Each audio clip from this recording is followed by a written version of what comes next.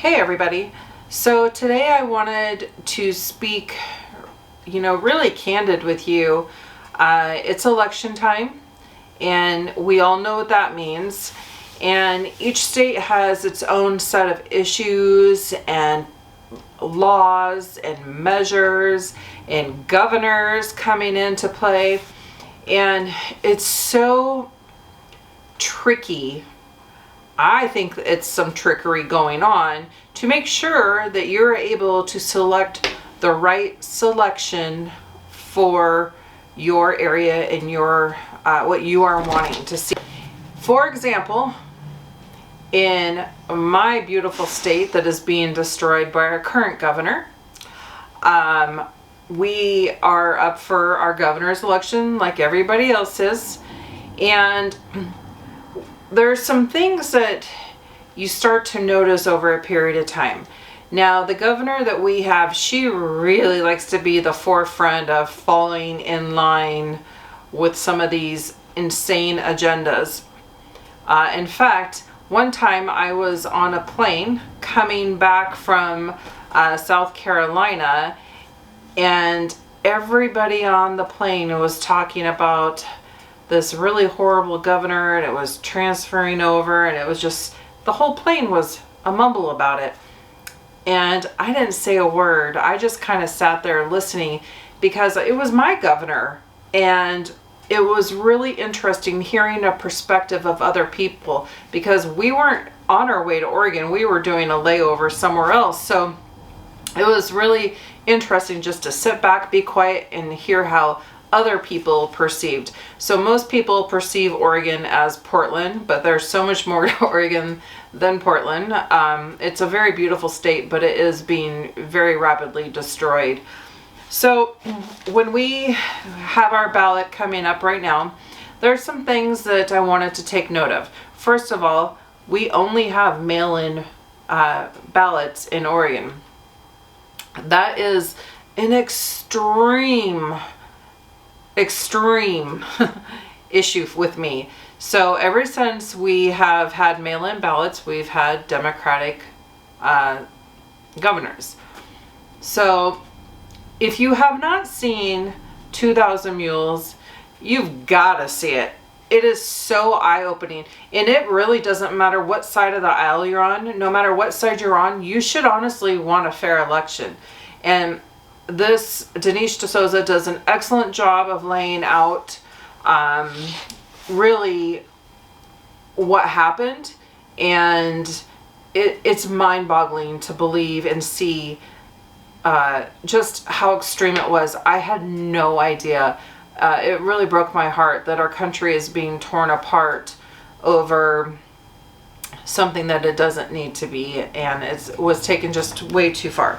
So one of the things that's happening in my state, and like I said, our governor, she really likes to be on the forefront. She's doing a lot of crazy things right now, trying to, I don't know if you want to say go out with a bang.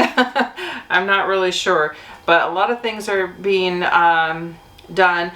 You'd be surprised at the number of pardons certain governors are trying to give right before they exit office. So now she was only in by proxy. So that means that after 4 more years, she can run again. I pray that does not happen. But we've got our little guide here. And one of the big deals that's super big in Oregon, and I honestly cannot tell you if it's in other states, but I do know that it was talked about being possibly in other states. So I ask that you forgive me ahead of time because I really don't know the answer to this. I should have researched that a little bit more maybe. But if it happens in our state, you can bet it will happen in other states. So it's really important to pay attention to this. So our measure 114 is about magazine capacity. Now, I'm not talking magazines that you have in your house. I'm talking about magazines that go in your Now, some people think, well, why do we need that? And they talk about shootings and violence and blah, blah, blah, and blah, blah, blah.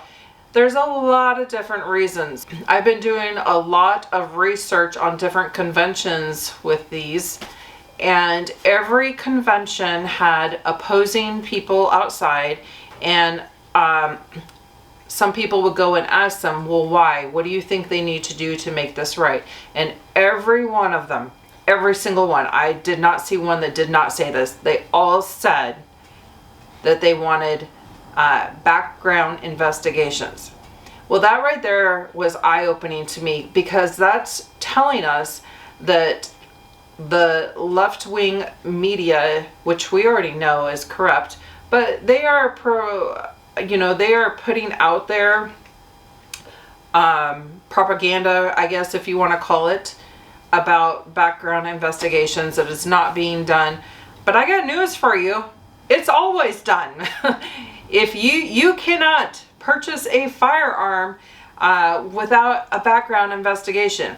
Now, certain states have different laws on what it is from private sellers, but I can tell you, in Oregon, you cannot. So to see this measure come up is pretty interesting. So measure 114 is all about magazines and magazine capacity.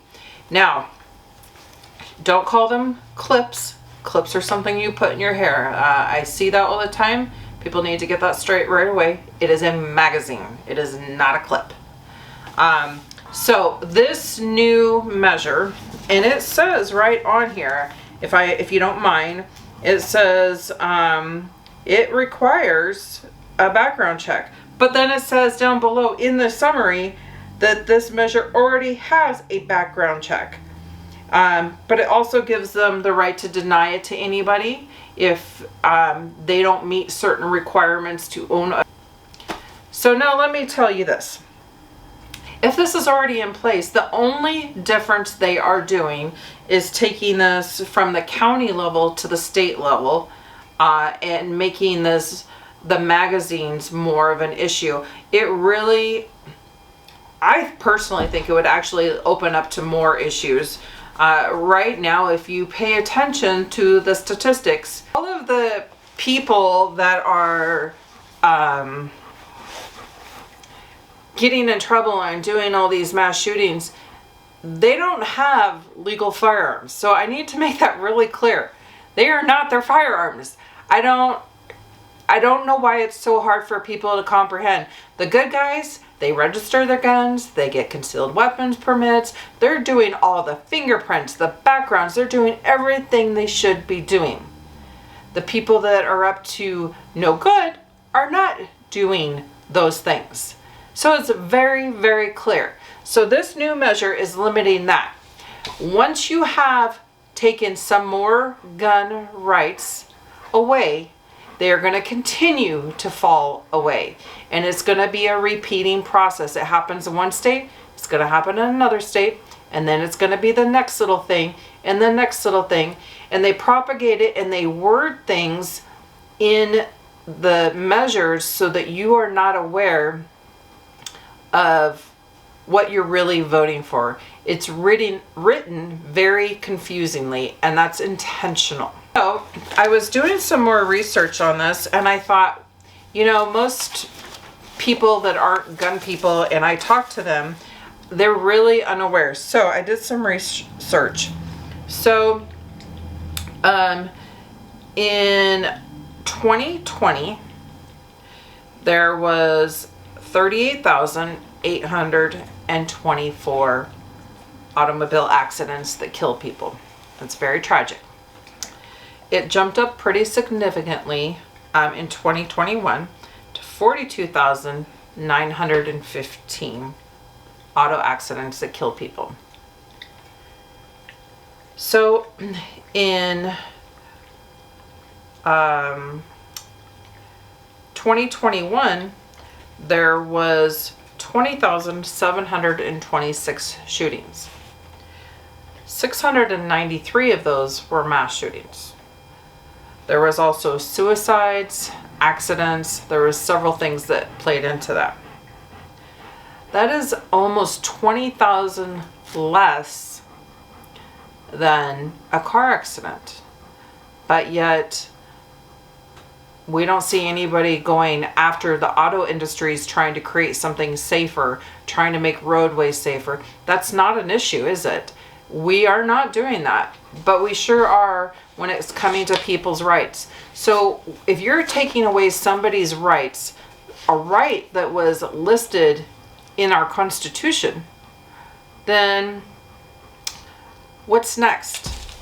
Now, if you have not done your research, I highly suggest you start looking into the 2030 agenda. I really started back with the 2020 and then realized all of that stuff has already came into fruition and it has skipped on, and we are already working towards the 2030.